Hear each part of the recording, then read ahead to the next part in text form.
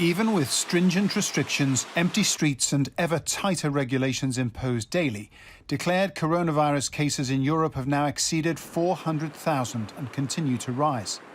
For the third consecutive day, Spain reported more than 800 new deaths in the previous 24 hours. And after 2 days of decline, the number of new deaths in Italy spiked upwards again to 812. But new infections are slowing. To get down from the numbers, not just stabilise, requires a redoubling of public health efforts to push down. It won't go down by itself. It will be pushed down. And that's what we need countries to focus on. France is shuttling patients around the country to reduce pressure on the hardest-hit regions.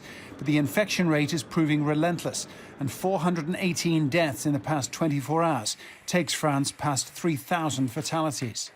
In Paris, hospitals are full, and doctors have to agonize over who gets a bed and who doesn't.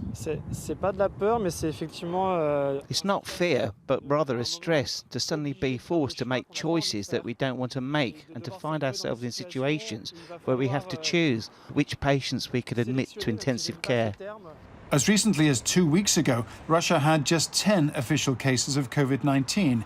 It's fast approaching 2,000 now and rising. In Moscow, the city mayor has shut parks, closed shops and banned non-essential journeys. Addressing regional leaders by video link, Russia's president has urged other regions to follow Moscow's example. All measures necessary in this situation should be taken, even if those not involved in the problem consider them a bit excessive for Russia today. But as they say, God helps those who help themselves. But while millions huddle in their homes, around the world, hundreds of thousands of stranded European tourists are still struggling to reach theirs. After 2 weeks in quarantine, this group departed from Peru on Monday with assistance from diplomatic staff.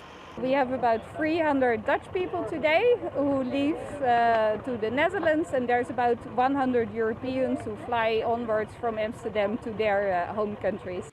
COVID-19 is reminding us how vulnerable we are, how connected we are, and how dependent we are on each other. In the eye of a storm like COVID, scientific and public health tools are essential, but so are humility and kindness.